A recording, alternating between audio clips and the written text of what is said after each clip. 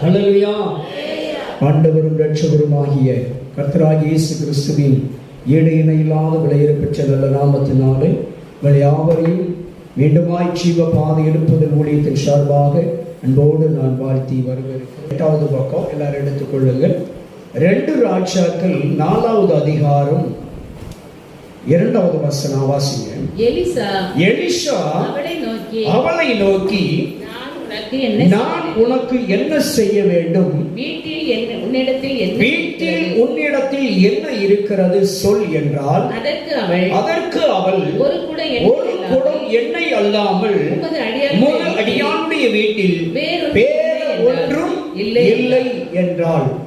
இங்கே நாம் பார்க்கிற சம்பவம் எல்லாருக்கும் நன்றாக தெரியும்.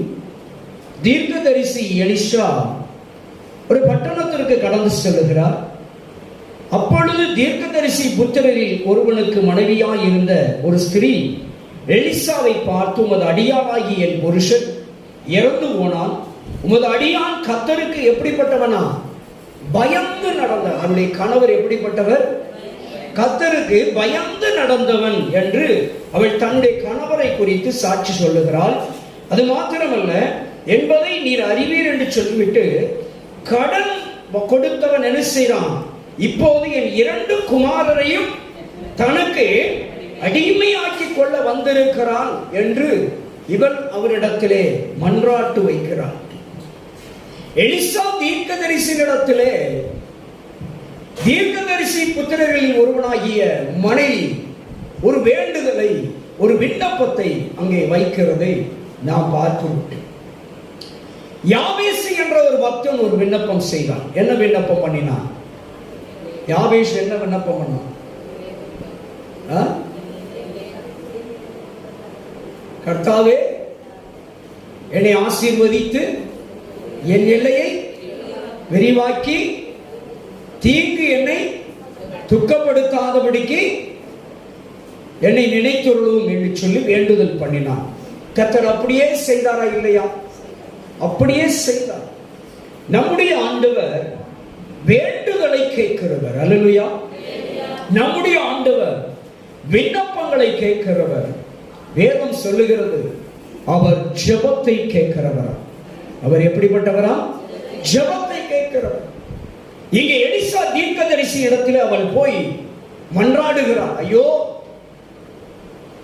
கடன்காரன் வந்து என் பிள்ளைகள் என்ன செய்ய போறான்? தன்னுடைய கடனுக்காக என் பிள்ளைகள் 2 பேரையும் கூட்டிட்டு போறான். அடிமைகளாய் கூட்டிட்டு போறான். என் பிள்ளைகள் இந்த அடிமைத்தனத்திலிருந்து மீட்கப்படணும் அப்படின்னா, என் பிள்ளைகள் பாதுகாக்கப்பட வேண்டும் என்றால், நான் தனிமையாய் விடப்படாதபடிக்கு, நான் திக்கற்றவனாய் விடப்படாதபடிக்கு, நான் எல்லாராலும் மறக்கப்படாதபடிக்கு நான் காக்கப்பட வேண்டும் என்றால் என் கடன் சுமை மாற வேண்டும். அல்லேலூயா. தீர்க்கதரிசி எலிசாவின் இடத்தில் வேண்டுதல் வைக்கிறார். என் ஆண்டவனே, கடன் என்னால் தாங்க முடியவில்லை, அடைக்க வழி இல்லை.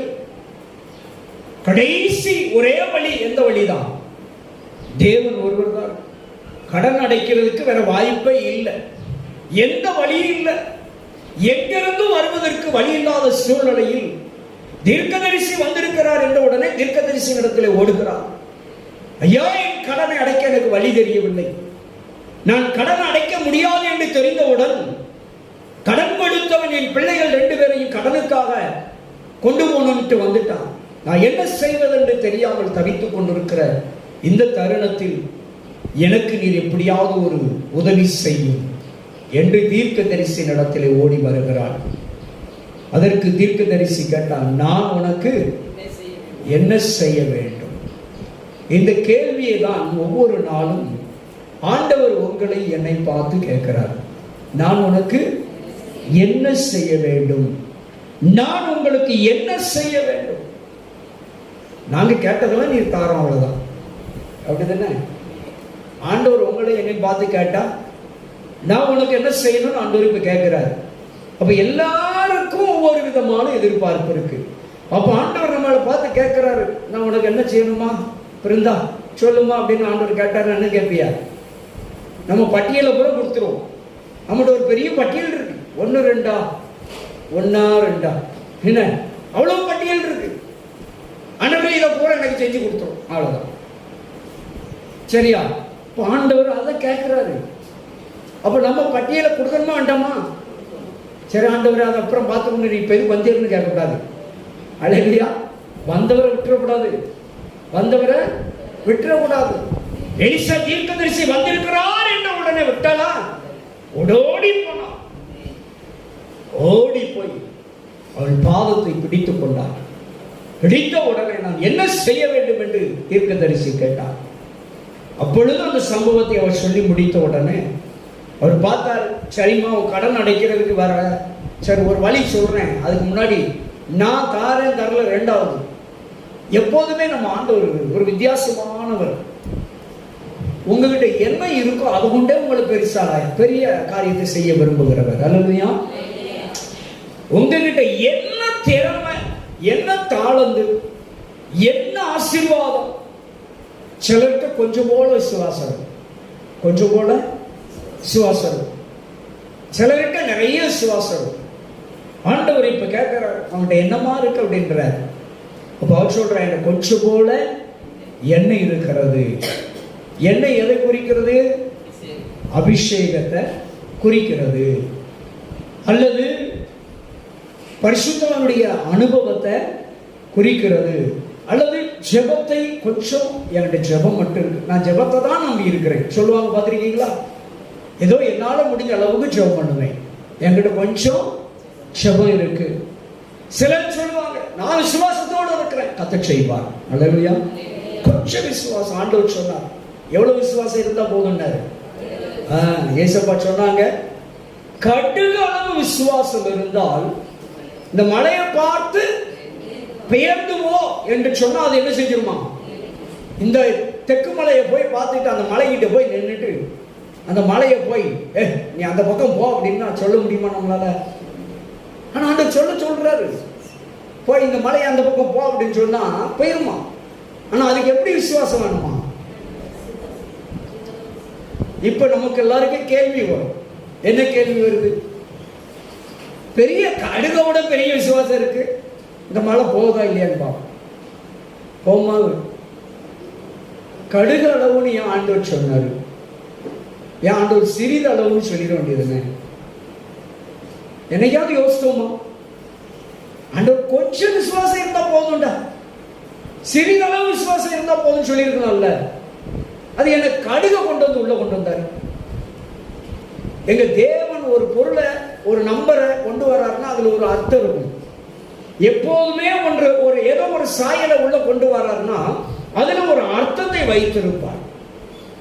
கடுகு ஏன் கொண்டு வந்தாரு? நம்ம நினைப்போம் கடுகு அளவு, கடுகுன்னு எப்படி நினைக்கிறோம்? சின்ன சிறிய குறைய அப்படின்னு நினைக்கிறோம். அவர் சிறிதுக்காகவோ கொஞ்சத்துக்காகவோ சொல்லல. கடுகை விட சிறியதெல்லாம் எவ்வளவு இருக்கு தெரியுமா? கீரை விதை எப்படி இருக்கும்? ஆமா, கீரை விதை கடுகோட சிறுசு. அப்ப சிறிது அளவு ஒண்ணு வைக்கல, அங்க போயிருக்கலாம் ஆண்டவர் தான். ஏன் இதுக்கு வந்தாரு? அங்கதான் நம்ம யோசிக்கணும். ஆண்டவர் கடுகு ஏன் முன்னிட்டு சொன்னார்? கடுகு அளவுன்னு சொன்னார. என்னைக்காவது நம்ம யோசித்தோமா? கடுகு எதுக்கு சொன்னார் சொல்லுங்களேன். கடுகு எப்படி இருக்கும்? கடுகு சிரித்தாலும் எப்படி இருக்கும்? அதனுடைய எஃபெக்ட் அப்படிதானே? கடுகு சிரித்தாலும் அதுல காரம் என்ன இருக்குமா? குறையாது, காரம் ஹெவியா இருக்கும். அப்படிதானே? சரியா? அப்போ என் விசுவாசம் சிறிதாக இருந்தாலும் அது வலிமையா இருக்கணும். புரிஞ்சுச்சா? என் விசுவாசம் சிறியதா இருந்தாலும் என் விசுவாசத்தை எப்படி இருக்கணுமானா வலிமை உள்ளவனா இருக்கணும். அது மாத்திரம் இல்லை, அடுத்து இன்னொரு ஸ்டெப் அதுக்கு போனோம் அப்படின்னா, கடுகு அவர் முன்னிட்டதுக்கு காரணம், கடுகு அழகா உருண்டையா பரிபூர்ணம் மாறும். பார்த்திருக்கீங்களா? எங்கேயாவது மேடு பள்ள இருக்கா? கடுகுல கடுகு எப்படி இருக்கும்? அழகா பூரணமா இருக்கும். புரியுதுங்களா? அதைத்தான் ஆண்டவர் சொன்னாரு. உங்க விசுவாசம் எப்படி இருக்கக்கூடாது? மேடுவல்லமா இருக்கக்கூடாது, பரிபூர்ணமா இருக்கணும். அப்படி விசுவாசத்தை உருட்டி விட்டா சரணு ஓடணும். கடுகுல ஒரு மனுஷனை கடுகை போட்டுட்டு உருட்டி விட்டா என்ன செய்வான்? ஆமா, புரிஞ்சுட்டீங்களா? அவ்வளவு அருமையா குறைவில்லாத ஒரு பரிபூரணம். அதான் பூரணம், பரிபூரணம், சுத்தம், பரிசுத்தம் சொல்றார். சரியா? அடுத்த ஸ்டெப் சுத்தம்ங்கிறது நமக்கு எல்லாத்துலயும் சுத்தமா இருக்குன்னு நினைக்கிறோம். ஆனா தேவன் பார்க்கிற சுத்தம் எப்படின்னா பரிசுத்தம். அதுல பூரணங்கிற வார்த்தை, அதெல்லாம் பரிபூரணம். அதுல எந்த ஒரு அளவு கூட நம்ம எல்லாத்துக்குமே கடுகு தான் கொண்டு வருவோம் மாதிரிங்களா? அப்போ பரிபூரணமா இருக்கக்கூடிய ஒரு விசுவாசம் நம்மகிட்ட இருக்கணும். அப்ப நம்ம ஆண்டவர் சொல்றாரு, கடுகளவு விசுவாசம் இருந்தா. அப்ப இவர் சொல்ற, ஆண்டவனே என்கிட்ட என்ன இருக்கு? ஒரே ஒரு குடம் தான் இருக்கு. என்ன இருக்கு? ஒரே ஒரு குடம் என்ன மட்டும்தான் இருக்கு அப்படின்னாரு. ஆண்டவர் சொல்றார், என்கிட்ட 1000 ரூபாய் மட்டும்தான் இருக்கு ஆண்டவரே அப்படின்னு நினைக்கணும். என்கிட்ட 100 ரூபாய் மட்டும்தான் இருக்கு ஆண்டவரே. சில நேரம் 10 ரூபாயை வச்சுட்டு புறப்பட்டு போவோம். இந்த 10 ரூபாயை வச்சுட்டு 100 ரூபாய் கணக்கில் நம்ம போய்கிட்டு இருப்போம். கணக்கு 100, செலவு எவ்வளவு இருக்கும்? 100 ரூபாய் இருக்கும். ஆனா நம்ம கையில எவ்வளவு இருக்கும்? 10 ரூபாய் தான் இருக்கும். ஆனா சில நேரங்களில் நீங்கள் பார்த்தால் அந்த 100 ரூபாய்க்கு உண்டான வேலையை முடிச்சுட்டு வீட்டுல வந்து பார்த்தா அந்த 10 ரூபாய் காலியாகாம இருக்கும். பாத்தீங்களா? 10 ரூபாய் அப்படியே திருப்பி வந்துடும். புரிஞ்சுட்டீங்களா? அப்ப அங்கே ஆண்டவர் இடையில எதையோ ஒண்ணு செய்யறாரு, சரி பண்றாரு. புரிஞ்சுட்டீங்களா? நம்ம கிட்ட எது இருக்கிறத கொண்டு கர்த்தர் நம்மளை ஆசீர்வதிக்கிறார். உங்ககிட்ட எது இருக்குதோ, கொஞ்சம் ஜெபம் இருந்தா உங்க ஜெபம், கொஞ்சம் ஜெபத்தை கொண்டு ஆண்டவர் பெரிதாக்கிடுவார். கொஞ்சம் ஜெபம். அதான் சொன்னாரு, எலியா எப்படி ஜெபித்தார்? கருத்தாய் ஜெபித்தார். சாலமோன் எப்படி ஜெபித்தான்? ஞானமாய் ஜெபித்தான், சுருக்கமா ஜெபித்தான். கொஞ்சம் ஜெபம் பெரிய ஆசீர்வாதத்தை கொண்டு வந்துச்சு. அப்படிதானே? அப்ப நம்மளோட கொஞ்சம் தான் இருக்கலாம், திறமை கொஞ்சம் இருக்கலாம், பொருளாதாரம் கொஞ்சமா இருக்கலாம், ஜெபம் கொஞ்சமா இருக்கலாம், விசுவாசம் கொஞ்சமா இருக்கலாம். ஆனால் கொஞ்சமா இருந்தாலும் அது பரிபூரணமா இருக்கணும். அல்லேலூயா. அது சுத்தமா இருக்கணும் அப்படிங்கிறாரு. அல்லேலூயா. ஆண்டவர் உங்ககிட்ட எது இருக்குதோ அதை கொண்டே உங்களை பெருக பண்ணுவேன்னு கர்த்தர் சொல்றாரு. புரிஞ்சுட்டீங்களா? அந்த ஒரு கூட எண்ணெய என்ன பண்றாரு? பக்கத்துல இருக்கிற பாத்திரத்தெல்லாம் நிரப்ப வச்சார். உங்ககிட்ட இருக்கிற அந்த கொஞ்சம் விசுவாசத்தை மற்றவங்களுக்கு பரப்ப செய்யறார். ஏன்னா அதை கொண்டுதான் ஆண்டவர் பெரிய காரியங்களை செய்ய போகிறார். அல்லேலூயா. ஆண்டவர் சொல்றாரு, இன்றைக்கு உங்ககிட்ட இருக்கிறத வச்சுதான், உங்ககிட்ட இருக்கிற திறமையை கொண்டுதான் உங்களை நான் உயர்த்த போகிறேங்கிறாரு. உங்களுக்கு இன்னும் பெருசா வேற யார்ச்சோ போய் நீங்க திறமையை எதிர்பார்க்க வேண்டாம். உங்ககிட்ட இருக்கிற திறமையை, உங்ககிட்ட கொடுத்த ஞானத்தை வச்சு, உங்ககிட்ட கொடுத்த அறிவை வச்சு நான் உன்னை உயர்த்த போறேன் அப்படிங்கிறாரு. அல்லேலூயா. அதான் ஒரு கூட என்னதான் இருக்குன்னாரு. அதுக்கு அந்த அவர் என்ன சொன்னார்? அதுக்கப்புறம் சொல்றாரு, என்னை இல்லாமல் உமது அடியாருடைய வீட்டில் வேற ஒன்று இல்லை. அப்பொழுது அவள் பாருங்க, அவன் எலிசா சொல்றாரு அவளை பார்த்து, நீ போய் உன்னுடைய அயல் வீட்டுக்காரர் எல்லாரிடத்திலும் என்ன செய், அநேக வெறும் பாத்திரங்களை கேட்டு வாங்குங்க. இன்னைக்கு பக்கத்து வீட்டுல பூரா நிறைய பாத்திரம் எப்படித்தான் இருக்கு, எம்டியா இருக்குங்கிறாரு. பக்கத்து வீட்டு நிறைய பாத்திரங்கள் என்ன இல்லாம இருக்கு? அபிஷேகம் இல்ல, ஜெபம் இல்ல, விசுவாசம் இல்ல, நம்பிக்கை இல்ல, இப்படி ஏதோ ஒன்று இல்லாம வெறும் பாத்திரமா இருக்கு. அந்த பாத்திரத்தெல்லாம் நீ கொண்டு வந்து என்ன செய், நிரப்பி விட்டுரு அப்படின்ட்டார். அல்லேலூயா. நிரப்பி விட்டுட்டா அது மூலமா நீ ஆசீர்வதிக்கப்படுவாய். அல்லேலூயா. அதன் மூலமா நீ என்ன செய்வ? ஆசீர்வதிக்கப்படுவாய். எல்லா பாத்திரம், ஒரு பாத்திரத்தை கூட விடலைங்க அந்த ஊர்ல. அவ்வளவு வீட்லயும் பாத்திரத்தை பறக்கியாச்சு. அல்லேலூயா. பாத்திரம் என்றால் என்ன சொல்றோம்? ஒரு ஆளுமையை குறிக்கிறது, ஒரு மனிதனை குறிக்கிறது. அல்லேலூயா. அப்ப ஆண்டவர் இங்கே நம்மளை பார்த்து சொல்றாரு, மகனே மகளே, நீ சோர்ந்து போகாத, உங்ககிட்ட இருக்கிறத வச்சே உன்னை ஆசீர்வதிப்பேங்கிற. உங்ககிட்ட என்ன இருக்கிறோம், எது உங்ககிட்ட இருக்குதோ அதை வச்சு நம்ம ஒன்று உயர்த்துதான் அப்படின்ட்டார். நீ வேற எதை பற்றி கற்பனை பண்ணாத, வேற எதை குறித்து கவலைப்படாத, உங்ககிட்ட இருக்கிறத கொண்டுதான் உன்னை உயர்த்துவேன், உன் பிரச்சனையெல்லாம் தீர்ப்பேன் என்று சொல்லுகிறார். உன் பிள்ளைகள் மீட்கப்படுவார்கள், நீ மீட்கப்படுவாய், உன் கவலை மாறும், உன் கண்ணீர் மாறும், உன் துக்கம் மாறும். எதனால்? உன்னிடத்தில் உள்ளவைகளையே நான் பெருக பண்ணி அதன் மூலமாய் உன்னை ஆசீர்வதித்து உன் கண்ணீரை துடைப்பேன் என்று வாக்கு. அல்லேலூயா. நம்முடைய ஆண்டவர் சும்மா விடவே மாட்டாருங்க. ஆண்டவர் தருவன் சொல்லிட்டாருன்னா தருவார். தருவன் சொல்லிட்டா தந்தே தீர்வார். சந்தேகப்படவே கூடாது. என்னைக்கு நமக்குள்ள ஒரு சந்தேகம் வந்துச்சோ அப்பவே போயிட்டு நம்ம ஆசீர்வாதம். வீட்டு வாசல்ல வந்து நிக்க ஆசீர்வாதம் கூட எப்ப பேரும் தெரியுமா? சந்தேகம் வந்தோடனே பேரும். அல்லேலூயா. சந்தேகமே வரக்கூடாது. ஏன்னா ஆண்டவர் ஆபிரகாம்கிட்ட எப்பா உனக்கு ஒரு புத்திரனை தாரன்னு சொல்லிட்டார். ஆண்டவரே அப்படியே ஆகட்டும் நான் போனானா, ஆண்டவரே நான் பெற்றுக்கொண்டு விட்டேன் அப்படின்னா, நான் பெற்றுக்கொண்டு விட்டேன். அந்த விசுவாசம் நமக்குள் வரணும். அதனாலதான் நமக்கு ஆபிரகாமுக்கு மட்டும் ஒரு பேர். என்ன பேரு? விசுவாசத்தின் தகப்பன்.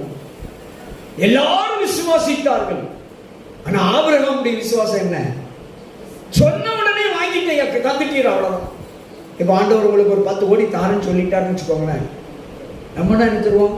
அவர் தந்தனைக்கு தான் நம்புவோம், அப்படிதானே? ஆனா ஆபிரகாம் என்ன பண்ணாரு? ஆண்டவரே நீ தந்துட்டீர், ரொம்ப தோத்திரம், அவ்வளவுதான். அவர் எப்ப தாராரு, என்னைக்கு தாராருங்கிறதெல்லாம் அவர் கவலைப்படலை. ஆனா நீ தந்துட்டீர், நீ சொன்னா செய்வேரியா. வானம் உண்டாக கடவுது நீர் உண்டாயிற்று, பூமி உண்டாக கடவுது நீர் பூமி உண்டாயிற்று, சமுத்திரம் உண்டாக கடவுது நீர் உண்டாயிற்று. அதே போல நான் இத்தனை கோடி உனக்கு தருவேன் சொல்லிட்டே தருவீர், அவ்வளவுதான். அல்லேலூயா. வானம் உண்டாக கடவுதுன்னா உண்டாயிட்டா இல்லையா? உண்டாயிட்டுல. அப்ப அவர் எதெல்லாம் உண்டாக கடவுதுனாரோ அப்படியே உண்டாயிற்று. அதெல்லாம் யோசித்து பார்த்ததனாலதான் ஆபிரகாம் உடனே நான் பெற்றுக்கொண்டு விட்டேன் ஆண்டவர்கிட்ட போய் சரண்டான். அல்லேலூயா. ஆனா ஆண்டவர் தந்ததை காத்திருந்து பெற்றுக்கொண்டான். அதுபோல இந்த நாட்களில் ஆண்டவர் உங்ககிட்ட என்ன கொஞ்சம் விசுவாசம் இருந்தாலும் போதுங்க, கடுகளவு விசுவாசம் இருந்தாலும், பரிபூரணமான குறைந்த கடுகளவு சிறிதளவு ஜெபம் இருந்தாலும் பரிபூரண ஜெபம் இருக்கணும். என்ன ஜெபம் இருக்கணும்? பரிபூரணமான ஜெபம், கருத்தாய் ஜெபிக்கணும். நம்ம சொல்றோம், அடிக்கடி நான் சொல்லுவேன், ஜெபம்ங்கிறது கேட்கப்படுகிறதா இருக்கணும்.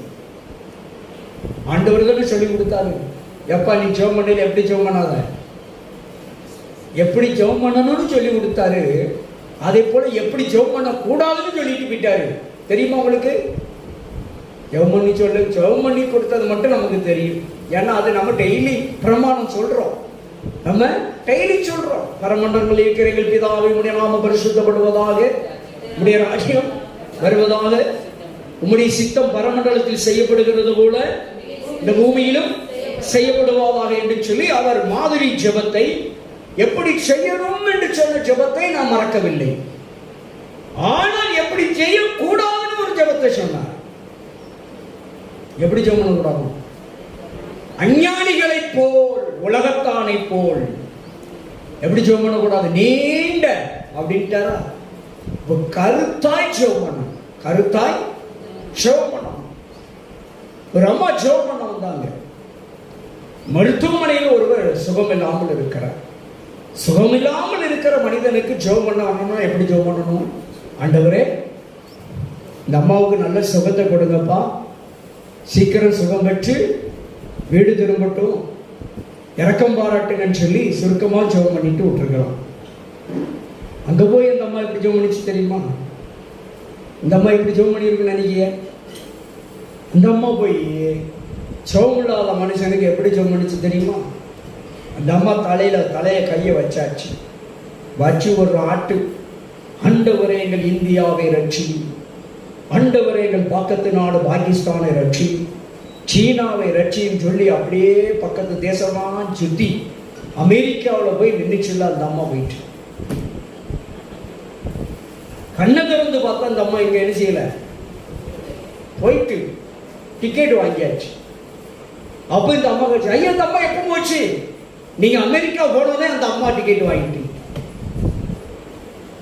அப்போ பாருங்க ஜெபம் எப்படி பண்ணணும், கேட்கப்படுகிற ஜெபம் கொடுக்கப்படுகிற ஜெபமா இருக்கும். நம்ம என்ன காரணத்துக்கு ஜெபம் பண்றோமோ, இப்ப நமக்கு நாளைக்கு என்ன தேவை, இன்னைக்கு என்ன தேவைங்கிறது நமக்கு தெரியல. அப்போ அந்த காரியத்துக்கு நம்ம ஜெபம் பண்றத விட்டுருதோம், சரிங்களா? அப்ப அந்த காரியத்திற்காக முக்கியமாக நமக்கு என்ன தேவையோ அந்த முக்கிய பட்டியலை தான் முதல்ல விண்ணப்பமா கோரிக்கையா வைக்கணும் ஆண்டவரிடத்துல. முதல்ல நமக்கு தேவையானதை புறம் பட்டியல் விட்டுறணும் ஆண்டவர்கிட்ட. அதை கொடுத்துட்டா அவர் அதுக்கு பதில் கொடுத்துருவார். அல்லேலூயா. சோம்லாத அம்மாவுக்கு போய் அமெரிக்காவை ரட்சினா பாகிஸ்தானை ரட்சினா, அப்ப இந்த அம்மா போய் ஜாரட்டுவார்ல, நான் பாகிஸ்தானுக்கு போறேன்ப்பா, அங்க போய் ரட்சிக்க போயிடுறேன், இந்த அம்மாவை கைவிட்டுதான் விட்டுட்டேன், அப்படிதானே அர்த்தம். நமக்கு எதுக்கு ஜோபனை கூப்பிட்டுருக்காங்களோ அதுக்கு ஜோபம். அப்போ இன்னைக்கு அதை கருத்தை விட்டு மாறி போற ஒரு சூழ்நிலை இருக்கவே கூடாது. அந்த கருத்தை அதே போலதான் ஆண்டவர் உங்ககிட்ட என்ன இருக்குன்னு பாக்குறாரு. இன்னைக்கு கேட்கிறாரு, இந்த நல்ல மாலை நேரத்துல உங்களை பார்த்து கேட்கிறாரு, ஏம்மா நான் உனக்கு என்னமா செய்யணும்னு கேட்கிறாரு. இப்ப ராத்திரி 10 மணிக்கு தூங்கிட்டீங்க, 11 மணிக்கு உங்க தரிசனத்துல வாராரு, மகளே கனி உனக்கு என்னமா செய்யணும் அப்படின்னு கேட்டாருன்னு கேட்பியாம்மா, தப்புன்னு சொல்லிடணும், எல்லாத்தையும் விட்டுறக்கூடாது. என்னெல்லாம் தேவை அத்தனை என்ன செஞ்சிடணும், கடை அடிக்கிடணும். அங்க போய் உட்காந்து யோசிச்சுட்டு இருக்கக்கூடாது. அல்லேலூயா. பக்கத்து வீட்டுக்கார்ட்ட போய் யோசிக்காம அழுதி குழம்பி இருக்கோம்ல, அவ்வளோத்தையும் சொல்லி அப்பா கிட்ட சொல்லல, அது மாதிரி நினைச்சக்கூடாது, யோசிக்காம சொல்லிடணும். அல்லேலூயா. இன்று ராத்திரி வந்துடுவார், கேட்பார், மகளே உனக்கு நான் என்ன செய்யணும்னு வருவார். சொல்லிருங்க, ஆண்டவரே எங்களுக்கு என்கிட்ட இருக்கிறத கொண்டு எங்களை பெரிதாகும், அவ்வளவுதான். அல்லேலூயா. நிச்சயமாய் கர்த்தர் உங்களை ஆசீர்வதிக்கிறவர். நம்ம அப்பா எப்படிப்பட்டவர் தான். எனாகமம் 24வது அதிகாரம் முதல் வசனம் வாசிங்க பார்ப்போம்.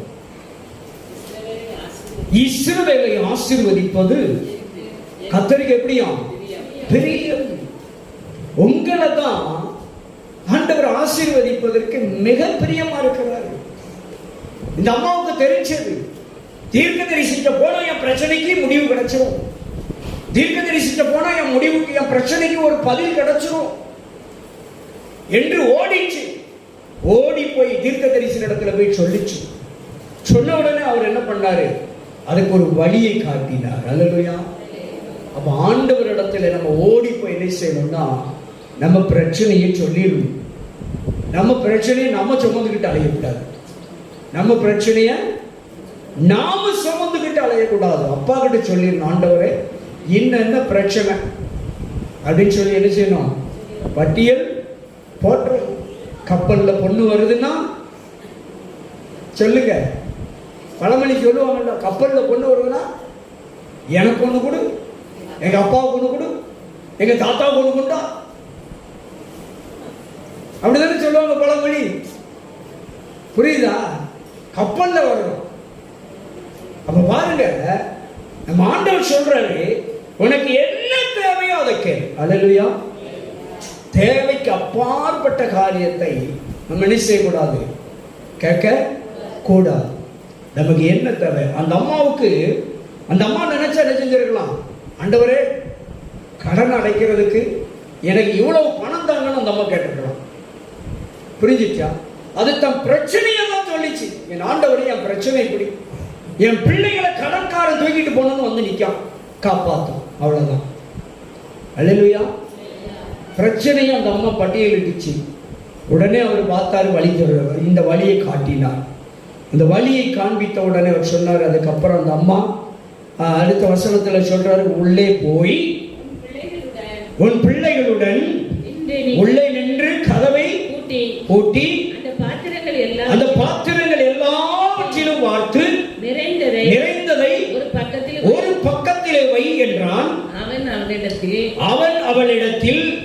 போய் தன் பிள்ளைகளுடன் கதவை பூட்டிக் கொண்டு இவர் பாத்திரங்களை அவனிடத்தில் கொடுக்க அவள் அவைகளில் பார்த்தாள். அல்லேலூயா.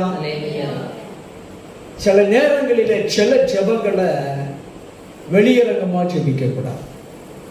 சில ஜெபத்தை வெளியரங்கமா ஜெபிக்க கூடாது. சில நேரத்துல கதவை பூட்டி தான் செய்யணும். அதுவும் அந்த ரங்கத்திலே ஜெபிக்கிற ஜெபத்திற்கு தேவன் வெளியரங்கமாய் பதில் கொடுப்பார். அந்த ரங்கத்தில் ஜெபித்த ஜெபம் மற்றவங்களுக்கு தெரியாது, உங்களுக்கு தெரியும்ல. ஆனா பதில் வெளியரங்கமா இருக்குமா? அல்லேலூயா. உங்களுக்கு தான் தெரியும். இந்த பதிலுக்கு உரிய காரியம் உங்களுக்கு மட்டும்தான் தெரியும். இது நம்ம அந்தரங்கத்தில் ஜெபித்த காரியத்துக்கு ஆண்டவர் செய்றாரு, பகிரங்கமாய் பதில் கொடுக்கிறார். அல்லேலூயா. சில நேரங்களில் எல்லா பிரச்சனைகளையும் தயவு செய்து எல்லாத்தையுமே சொல்லாதங்க. புரிஞ்சுட்டா? எல்லா பிரச்சனையும் எல்லாத்தையும் என்ன செய்யக்கூடாது, சொல்லக்கூடாது. அவர் அப்படிதான் சொன்னாரு. அவன் பிள்ளைகளை கூட்டிட்டு போய் என்ன செய், கதவை பூட்டிக்கோ, சொல்ல வேண்டிய அவட்ட அழுது குழம்பி சொல்லிடு, அவ்வளவுதான். அல்லேலூயா. ஊற்றி விடுங்கள். வார்ப்பு அப்படின்னா ஊற்றுதல் என்ற அர்த்தம். வார்த்து விடு, ஊற்றி விடு.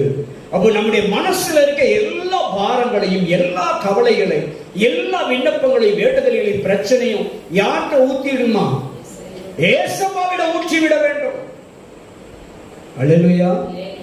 அவர் பார்த்துக்கிடுவாருங்க. சில நேரங்களில் ரகசியமா தான் சொல்லிடணும். அவர்கிட்ட சொல்லிடுவேன் எல்லாத்தையும். தானியேல் போய் என்ன பண்ணாரு? தானியேல் என்ன பண்ணாரு? நேரம் ஓடினார், மேல் வீட்டு அறைக்கு போனார். பலகனி திறந்து இருக்க முழங்கால் போட்டு எங்க போய் நோக்கி ஜெபம் பண்ணாரு? எருசலேமை நோக்கி ஜெபித்தார்னு எழுதப்பட்டிருக்கு. அப்போ சில நேரங்கள்ல மனுஷன் அந்தரங்கத்துல சில பிரச்சனையை சொல்லி ஆண்டவர் இடத்துல ஜெபிக்கணும்.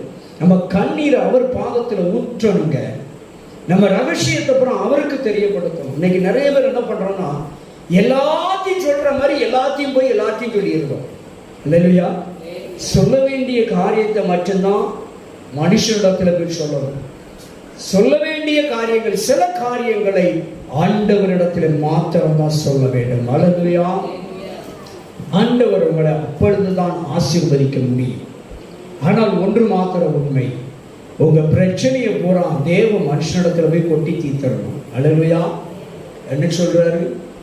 2 நாளாகமம் புஸ்தகம் 20வது அதிகாரம் 20வது வசனத்தை வாசிங்க.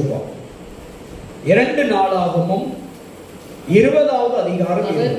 அவர்கள் அதிகாலமே எழுந்து தெக்கோவா வனாந்தரத்துக்கு போக புறப்பட்டார்கள். புறப்படுகையில் யோசபாத் ராஜா நின்று, யூதாவே என் ஜனங்களே கேளுங்கள், உங்கள் தேவனாகிய கர்த்தரை நம்புங்கள். இந்த பாருங்க, இந்த நல்ல மாலை நேரத்துல உங்களை என்னை பார்த்து கர்த்தர் சொல்லுகிறாரு. யூதாவே என்று உங்களை என்னை பார்த்து உரிமையோடு சொல்லுகிறார். நீங்கள் முதலாவது யாரை நம்பணுமா? தேவனாய் கர்த்தரை நம்புங்கள். தேவனாய், உங்கள் தேவனாகிய கர்த்தரை நம்புங்கள். அப்பொழுது நீங்கள் நிலைப்படுவீர்கள். அவருடைய தீர்க்கதரிசிகளை நம்புங்கள். இரண்டாவது யாரை நம்பணுமா? தீர்க்கதரிசிகளை. யாருடைய தீர்க்கதரிசி? கர்த்தருடைய தீர்க்கதரிசி. அவருடைய தீர்க்கதரிசி, கர்த்தருடைய தீர்க்கதரிசியை நம்புங்கள். அப்பொழுது சித்தி பெறுவார்கள் என்றார். அவ அதனாலதான் தீர்க்கதரிசிக்கு ஓடணும். அல்லேலூயா. முதல்ல கர்த்தரை நம்பினா, இரண்டாவது தீர்க்கதரிசியை நம்பி ஓடனா, அவர் வழி காட்டினார். அல்லேலூயா. அப்போ ஆண்டவர் சமூகத்துல நம்ம யாரை நம்பணும்? கர்த்தரை நம்பணும். ரெண்டாவது யாரை நம்பணுமா? யோசபாத் வாழ்க்கையில கடைசி வரைக்கும் ஜெயமாய் ராஜ்யபாரம் பண்ணின ஒரு ராஜா யாருன்னா அது யோசபாத் தான். அவன் யாரை சார்ந்தே தன் ராஜ்யபாரத்தில் இருந்தான் தெரியுமா? கர்த்தரை மட்டும்தாங்க சார்ந்து இருந்தான். என்ன பிரச்சனைனாலும் தீர்க்கதரிசித்த போய் ஓடிவான், உடனே போய் தீர்க்கதரிசித்த போய் கேட்கலாம். அப்படிப்பட்ட ஒரு நல்ல ராஜா யோசபாத் ராஜா. அந்த ராஜா சொல்றான், முதல்ல கர்த்தரை நம்புங்கப்பா, ரெண்டாவது நீங்க யாரை நம்புங்க? தீர்க்கதரிசியை நம்புங்க. ஏன்னா இந்த யுத்தத்துக்கு நம்ம போறோம், கர்த்தரை நம்பிதான் போறோம். தீர்க்கதரிசி கர்த்தரிடத்துல கேட்டு சொல்லிட்டாரு. அதனால அவர் சொன்னதை நம்பி அந்த வார்த்தையின்படி போங்க, நம்ம ஜெயிச்சிடலாம்னு சொல்லி போன இடத்துல ஜெயிச்சு வந்தார்கள். அல்லேலூயா.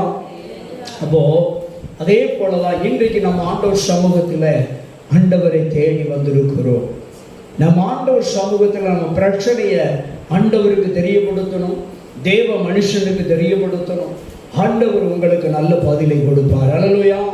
ஆண்டவர் உங்க கொஞ்சத்துல உங்களை உயர்த்துவார். அல்லேலூயா. உங்ககிட்ட இருக்கிற சிறிதளவு காரியத்துல தான் உங்களை பெரிதளவாய் உயர்த்துகிற தேவன். அல்லேலூயா. ஒரு கூட எண்ணெயை கொண்டு அந்த அம்மாவை ஆண்டவர் எவ்வளவு ஆசீர்வதித்தார் தெரியுமா? ஒரே ஒரு அடை சுடுவதற்கு மாத்திரம்தான் மாவு இருந்துச்சு. யாரு வீட்டுல?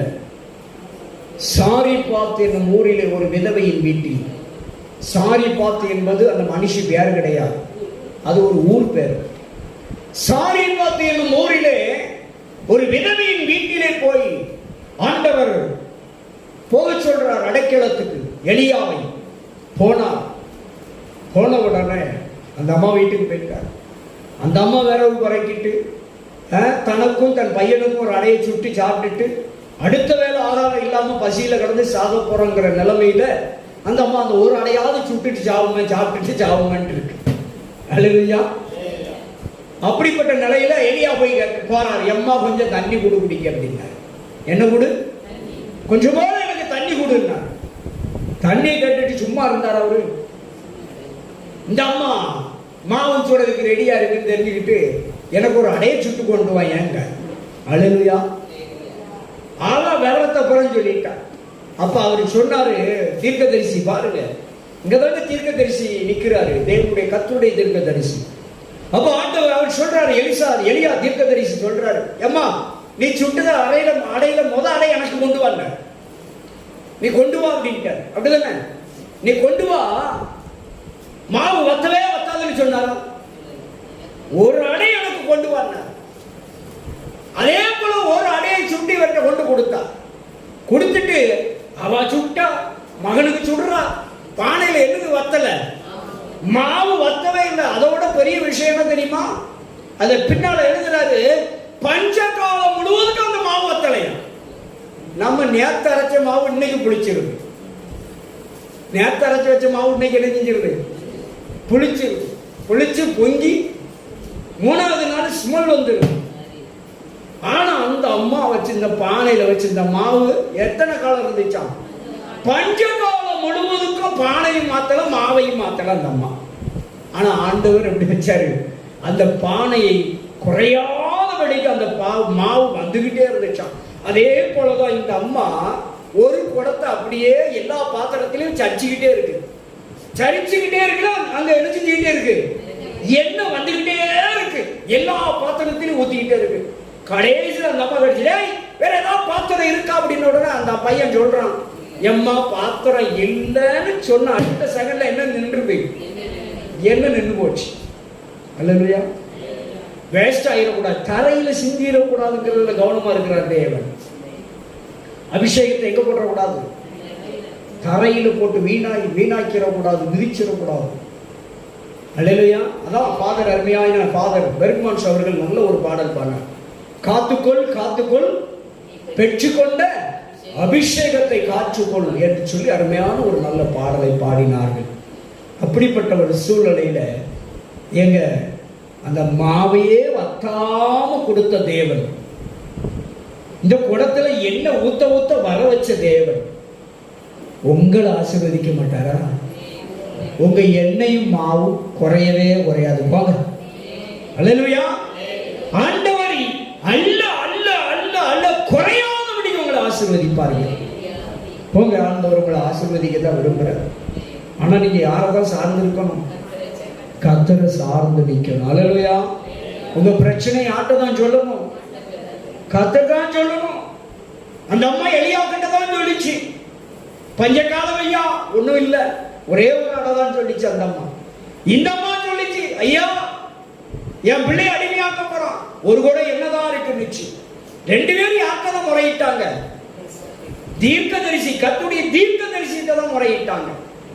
தீர்க்கதரிசி 2 பேரும் வழிகாட்டினாங்க. அல்லேலூயா. 2 பேரையும் கர்த்தர் ஆசீர்வதித்தார். அதே போலதாங்க ஆண்டவர் சொல்றார். இன்றைக்கு உங்ககிட்ட இருக்கிறத கொண்டு உங்களை ஆண்டவர் உயர்த்த போறார். உங்கள்கிட்ட எது இருக்கோ அதை கொண்டே உங்க பிரச்சனையை பூரா தீர்க்க போறார். கொஞ்சம் தான் ஜெபம் பண்றேன் நான் அப்படின்னு நினைக்காதுங்க. நீங்க கொஞ்சம் பண்ற ஜெபத்துக்கும் பலன் இருக்கு தெரியுமா? கொஞ்சம் பண்ற சிறிது நேரம் பண்ற ஜெபத்துக்கு பலன் இருக்குங்க. நீங்க நினைக்கலாம், ஐயோ அவ மணிக்கணக்கில் ஜெபம் பண்றா, ஐயோ அவளுக்கு பெரிய விசுவாசம் அப்படின்னு நினைக்காதுங்க. கொஞ்சம் விசுவாசமும் கடுகளவு இருந்தா போதும், பரிபூர்ணமா இருந்தா போதும். அல்லேலூயா. உங்க கொஞ்சம் விசுவாசத்துல கொஞ்சம் ஜெபத்தை கொண்டு கொஞ்சம் வேத வாசிப்பை கொண்டுதான் கர்த்தர் உங்களை நினைவுகூர்ந்து ஆசீர்வதிக்க போகிறார். அல்லேலூயா, அல்லேலூயா. அதனால கொஞ்சமா இருக்கு, அந்த ஜெபமே இல்லைன்னு நீங்க வருத்தப்படாதீங்க. ஆண்டவர் உங்க ஜெபத்தை நிறைவாக்க போகிறார், உங்க அபிஷேகத்தை நிறைவாக்க போகிறார். எல்லா பாத்திரங்களும், அதாவது மற்றவங்களுக்கெல்லாம் கொடுக்கக்கூடிய அளவுக்கு உங்களை உயர்த்த போகிறார். அதனால உங்களை கைவிடவே மாட்டார். அல்லேலூயா. இந்த தேவன் என்றென்றுமுள்ள சதா காலங்களிலும் நம்மை மரண பரியந்தம் நடத்துகிறவர்கள். ஒரு வசனத்தை வாசிங்க முடிப்போம்.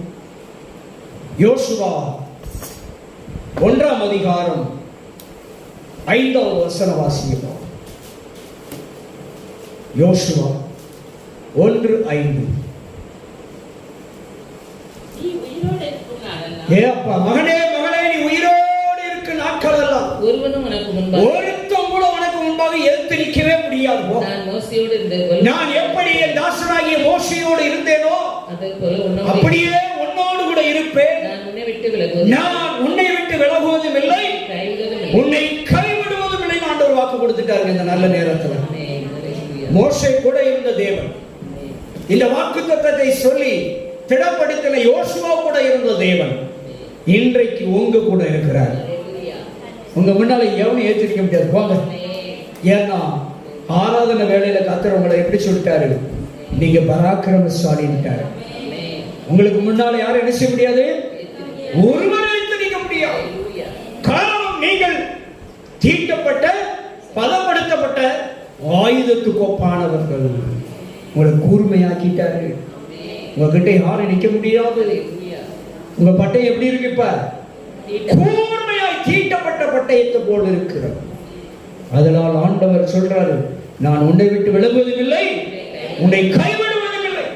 எப்படி ஒரு கூட எண்ணெயை கொண்டு அங்க எல்லா பாத்திரங்களை நிரப்பி அந்த அம்மா கடன் பிரச்சனையிலிருந்து ஒரு விடுதலை கொடுத்து அந்த பிள்ளைகளை அந்த அடிமைத்தனத்திலிருந்து மீட்படுவதற்கு வழிவகுத்த என் தேவன் இன்றைக்கு உங்களுக்கும் எல்லா பிரச்சனையிலிருந்து மீட்டெடுக்க வழி வகுக்கிறார். ஹல்லேலூயா.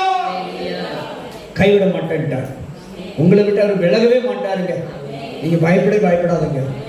நல்ல ஷோ பண்ணுங்க, நல்ல வேத வாசிங்க, நல்ல விசுவாசத்துல நம்பிக்கையில இன்னும் நாளுக்கு நாள் வளருங்க. கர்த்தர் உங்க எல்லா பிரச்சனைக்கும் முடிவு தந்துட்டார். ஒரு விஷயம், எல்லாரும் கண்களை மூடுவோமா? நன்றி ஆண்டவரே, தகப்பனே, இந்த நல்ல மாலை நேரத்தில் எங்களோடு பேசினீங்கப்பா. உங்களுடைய நல்ல வார்த்தைகளை நாங்கள் கேட்டோம். ஆராதனை வேளையில எங்களோடு கூட நீர் பேசினீர். தீர்க்க தரிசனங்கள் கடந்து வந்தது, வெளிப்பாடுகள் கடந்து வந்தது. உங்களுடைய வார்த்தையை அனுப்பி இந்த நல்ல வேளையில் உங்க பிள்ளைகளை தைரியப்படுத்தி இருக்கிறீர். உங்களுடைய பிள்ளைகளை திடப்படுத்தி இருக்கிறீர். அவனமாய் கர்த்தாவை கேட்ட வார்த்தையின்படி ஒரு கூட எண்ணெயை கொண்டு அநேக பாத்திரங்களை நிரம்ப செய்து அந்த ஸ்திரீனுடைய கடனையெல்லாம் அடைப்பதற்கும் மீதமுள்ளதை வைத்து அவர்கள் போஜனம் பண்ணுவதற்கு, வாழ்க்கை நடத்துவதற்கும், வாழ்வாதாரத்தினுடைய தேவைகளை எல்லாம் சந்திக்கக்கூடிய அளவுக்கு அந்த ஒரு கூட எண்ணெயை நீர் ஆசீர்வதித்தது போல் உங்க அன்பு பிள்ளைகளுடைய வாழ்வாதாரம் எல்லாம் ஆசீர்வதிக்கப்பட உங்க பிள்ளைகளிடத்தில் இருப்பதை நீர் ஆசீர்வதித்து பெருக பண்ணும். உங்க பிள்ளைகளிடத்தில் இருக்கிற எல்லாவற்றையும் ஆசீர்வதித்து பெருக பண்ணும். வறுமை மாறட்டும், வெறுமை மாறட்டும், தரித்திரங்கள் நீங்கட்டும் ஆண்டவர், செழிப்பு உண்டாகட்டும், வறட்சி நீங்கட்டும் ஐயா, வியாதிகளை விலக்கி போடும், கொள்ளை நோய்கள் நீங்கி போகும் இயேசுவின் நாமத்தினால். பிள்ளைகளுக்கு ஆரோக்கியம் உண்டாகட்டும், பிள்ளைகளுக்கு சௌக்கியம் உண்டாகட்டும், பிள்ளைகளுடைய வாழ்க்கையில அற்புதங்கள் நடக்கட்டும் ஆண்டவரே, அதிசயங்களை செய்வீராக. தாவே எலியாவை போல ஆண்டவரே, தகப்பனே, அந்த அந்த எலியா போன இடத்துல எப்படி அற்புதம் நடந்துச்சோ, எலிசா போன இடத்துல எப்படி அற்புதம் நடந்துச்சோ, அதே போல உம்முடைய பிள்ளைகளிடத்தில் ஆண்டவரே அற்புத அடையாளங்கள் நடத்துவீராக. நன்மை செய்யும் ஆண்டவரே. வந்திருக்கிற பிள்ளைகள் ஒரு காரியத்திலும் ஒரு காலத்திலும் வெட்கப்படாதபடிக்கு உங்க பிள்ளைகளை ஆண்டவரே நீர் ஆசீர்வதியும். யாவேசை ஆசீர்வதித்து அவன் எல்லையை விரிவாக்கினது போல் உம்முடைய பிள்ளைகளை எல்லைகளை விரிவாக்கும்படியாய் எந்த ஒரு தீங்கும் அவர்களை துக்கப்படுத்தாதபடிக்கு உம்முடைய பிள்ளைகளை நீர் பராக்கிரமசாலியாய் நிறுத்துவதற்காய் ஸ்தோத்திரம். கூர்மையான ஆயுதமாய் நிறுத்துவதற்காய் ஸ்தோத்திரம். உயிரோடு இருக்க நாட்கள் எல்லாம் உம்முடைய பிள்ளைகளுக்கு முன்பாக ஒருவர் எதிர்க்காதபடிக்கு உம்முடைய பிள்ளைகளை பராக்கிரமசாலியாய் மாற்றுவதற்காய் ஸ்தோத்திரம்.